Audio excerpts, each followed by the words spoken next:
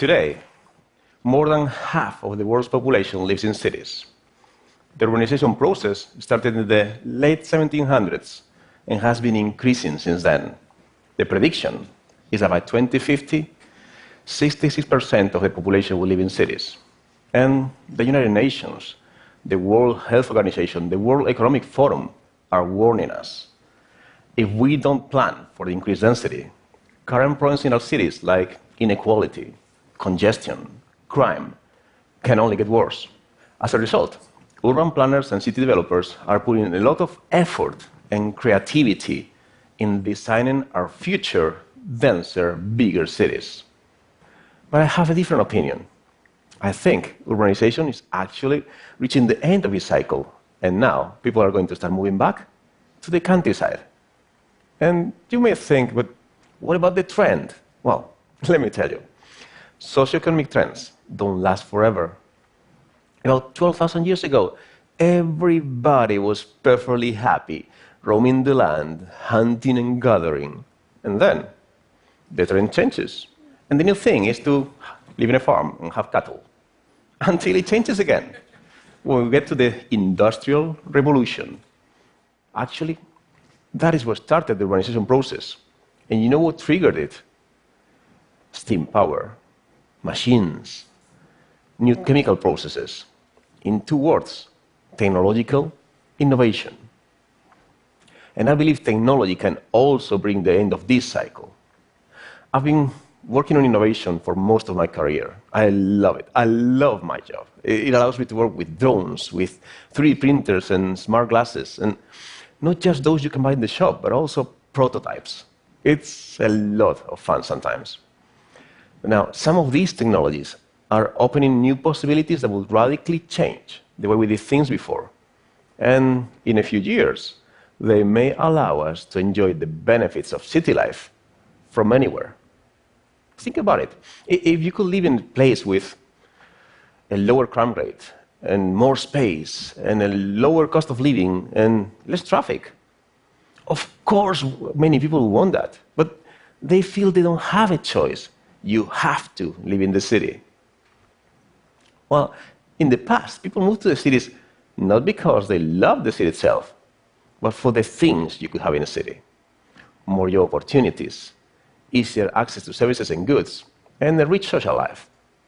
So let's dive deeper. More jobs and career opportunities. Is that still true today?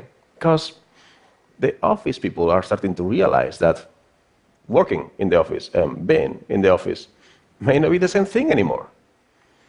According to a study by Global Workplace Analytics, more than 80% of the US workforce would like to work from home.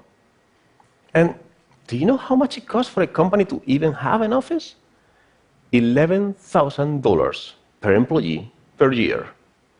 If only half of those workers would telework even 50% of the time, the savings in the States would exceed $500 billion.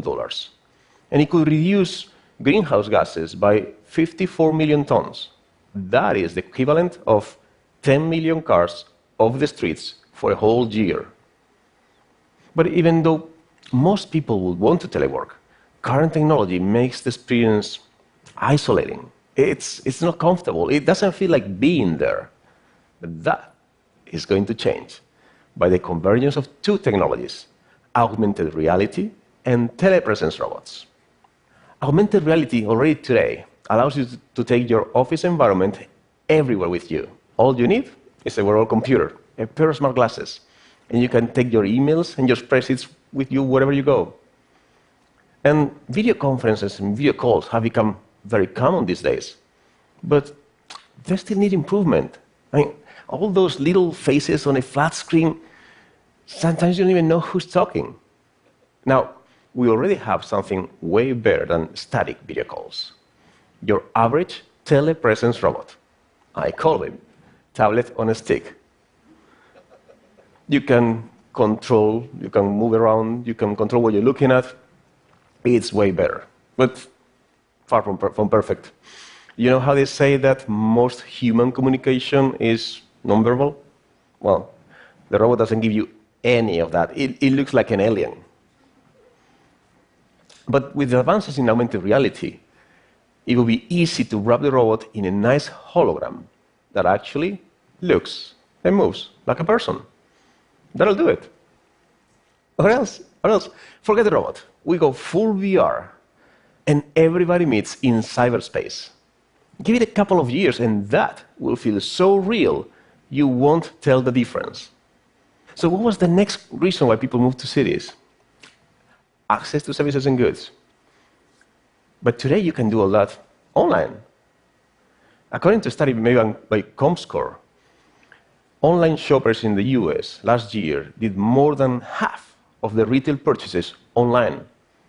And the global market for e-commerce is estimated to be at $2 trillion.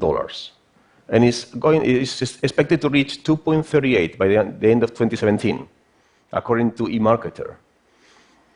Now, from a logistics standpoint, density is good for deliveries. Supplying goods to a shopping mall is easy. You can send big shipments to the shop, and people will go there, pick it up, and take it home themselves. E-commerce means we need to ship onces and have them home delivered.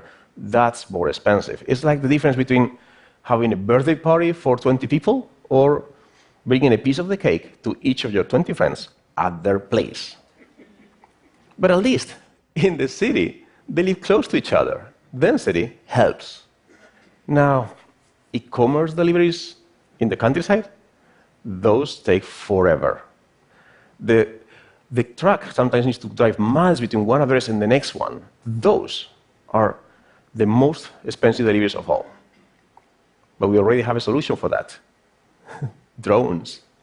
A vehicle carrying a squadron of drones. The driver does some of the deliveries while the drones are flying back and forth from the truck as it moves. That way, the average cost for the delivery is reduced, and voila, affordable e-commerce services in the countryside. You will see the new homes of our teleworkers will probably have a drone pod in the yard. So once the final mile delivery is not a problem, you don't need to be in the city to buy things anymore. So that's two. Now, what was the third reason why people moved to cities? A rich social life. Do we need to be in the city for that these days? Because people these days, they make friends, they chat, gossip, and flirt from the comfort of their sofa and while wearing their favorite pajamas. There are over 2 billion active social media users in the world. In a way, that makes you think like we are connected no matter where we are. But okay, not completely. Sometimes you still need some real human contact. Ironically, the city with its population density is not always the best for that. As social groups become smaller, they grow stronger. And a recent study made in UK by the Office for National Statistics showed a higher life satisfaction rating among people living in rural areas. So, as people settle in the countryside, well, they will buy local groceries, fresh groceries, foodstuff, maintenance services. So handymen, small workshops, service companies will thrive. Maybe some of the industrial workers from the cities displaced by the automation will find a nice alternative job here, and they will move too. And as people move to the countryside, how is that going to be? Think about autonomous, off-the-grid houses with solar panels, with wind turbines, and waste recycling utilities. Our new homes producing their own energy and using it to also power the family car. I mean, cities have always been regarded as being more energy efficient, but let me tell you, repopulating in the countryside can be eco too. By now, you're probably thinking on the advantages of country living. I did it myself. 6 years ago, my wife and I, we packed our stuff. We sold our little apartment in Spain, and for the same money, we bought a house with a garden and little birds that come singing in the morning. It's so nice there. And we live in a small village, not really the countryside yet. That is going to be my next move. A refurbished farmhouse. Not too far from a city, not too close. and I will make sure to have a good spot for drones to land. But hey, that's me. It doesn't have to be, because it would seem like I'm trying to convince somebody to come join us in the country. I'm not. I don't need more people to come. I just think they will, once they realize they can have the same benefits a city has. But if you don't like the country, I have good news for you too. Cities will not disappear. But as people move south, a lower density will help them recover a better flow and balance. Anyway, I guess now you have some thinking to do. Do you still think you need to live in the city? And more importantly, do you want to? Thank you very much.